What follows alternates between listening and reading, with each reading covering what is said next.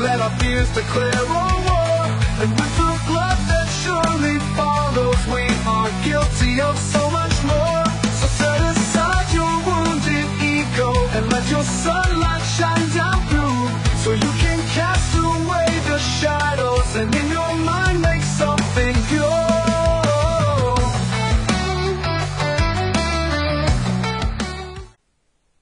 Authoritarianism arises when institutions like governments, religions, and corporations, originally designed to serve and protect society, instead become tools for power concentration and control. When those in positions of authority within these institutions begin to wield their power not for the common good, but to harm or control others, the very fabric of society is threatened. This transformation is rooted in the interplay of sociological, psychological, historical, and philosophical dynamics that gradually erode democratic and communal values, replacing them with a hierarchical and oppressive order. Sociologically, institutions are designed to create order and stability within a society. They provide rules, norms, and structures that guide behavior and interactions.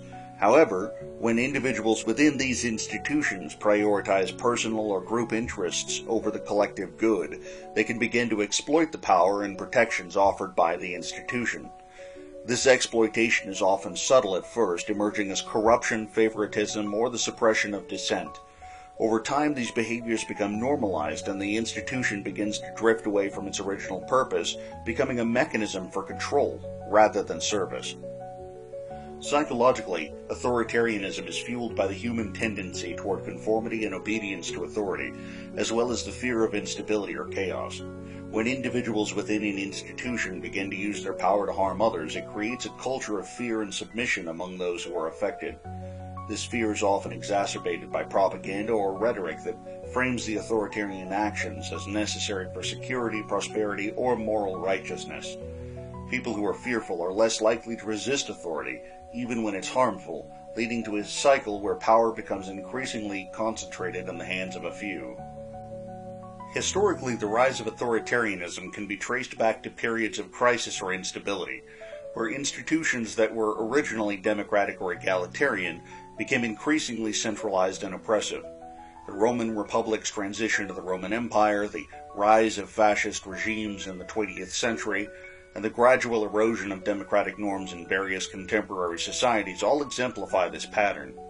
In each case, a combination of fear, propaganda, and the concentration of power led to the establishment of an authoritarian regime that stifled dissent and marginalized any opposition. Philosophically, the erosion of communal values and the rise of authoritarianism can be seen as a failure of ethical reasoning.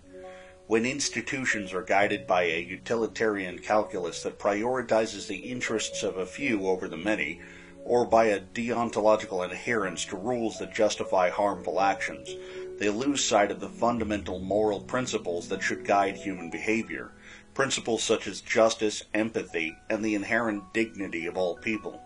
As a result, these institutions become oppressive, creating an environment where authoritarianism thrives.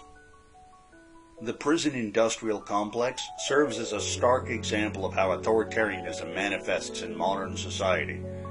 Prisons are institutions designed to punish those who have committed crimes, but when they become driven by profit and power, they are financially incentivized to contribute to the cycle of authoritarianism.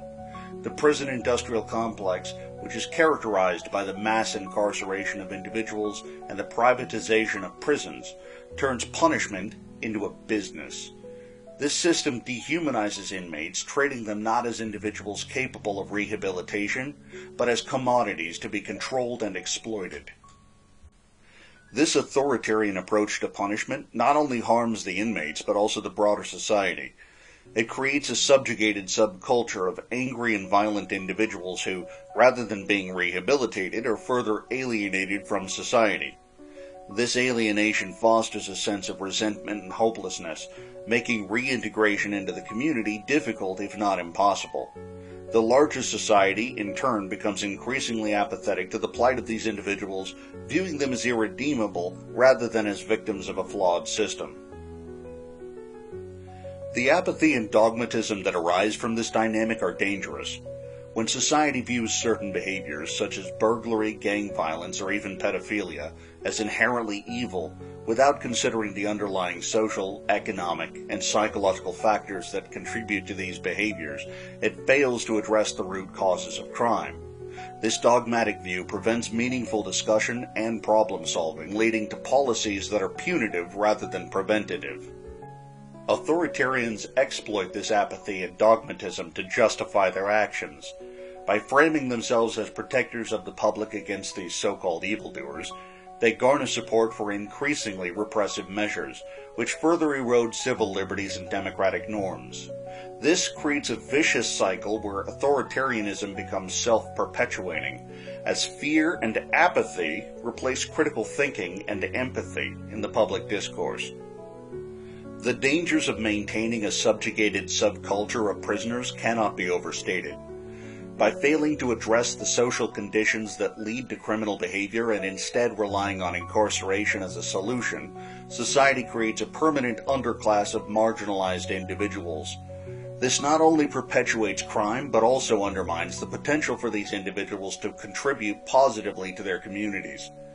A more humane approach, one that emphasizes negotiation, problem-solving, and empathy, could reduce the necessity of prisons and promote a more just and prosperous society. In conclusion, authoritarianism begins with the misuse of institutional power and grows through fear, conformity, and the dehumanization of certain groups, both inside and outside the society in question. The prison-industrial complex exemplifies how authoritarianism harms both individuals and society, creating a cycle of oppression and apathy that is difficult to break. To combat this, society must move away from punitive approaches and toward a more empathetic and problem-solving orientation, recognizing the shared humanity of all individuals and the complex factors that drive behavior. Only by doing so can we hope to create a society that is truly just and free from the dangers of authoritarianism. And that's all I have for you this week. Please subscribe so my channel and my message can reach more people. Leave a like on the video if you thought it was insightful to boost it in the algorithm, and be sure to comment below with any thoughts you have to contribute to the ideas I've presented here. Have a good one.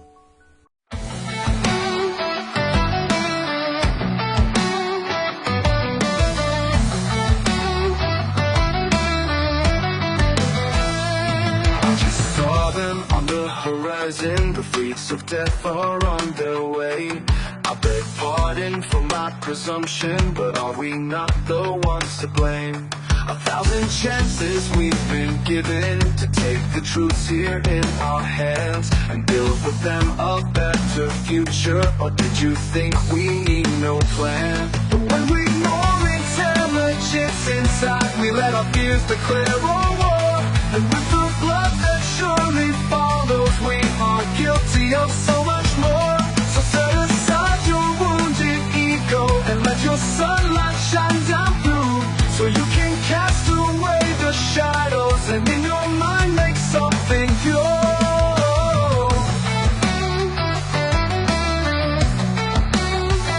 With no more time to run for shelter, tell me friend, what will you do? Looks like your time is running out now, so with your last breath you must choose to rise above your tainted convictions and put to rest the world you knew, so you can muster all your forces and with them forge the world of truth. But when we ignore intelligence inside, we let our fears declare a war. And with the blood that surely follows, we are guilty of so much more. So set aside your wounded ego and let your sunlight shine down through, so you can cast away the shadows and in your mind make something pure.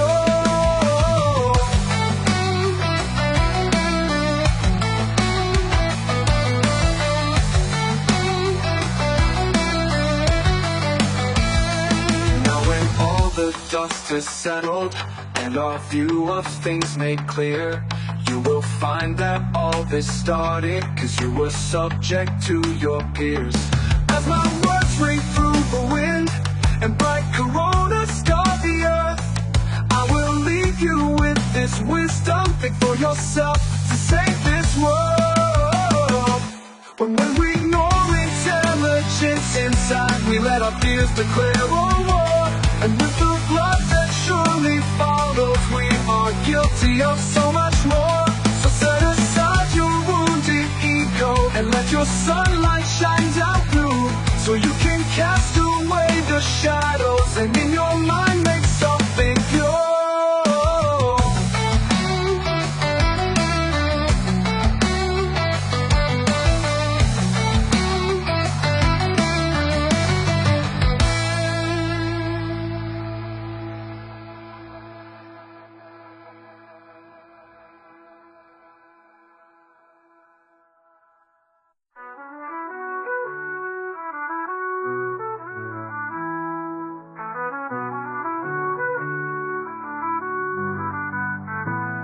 When we ignore intelligence inside, we let our fears declare a war, and with the blood that surely follows, we are guilty of so much more. So set aside your wounded ego and let your sunlight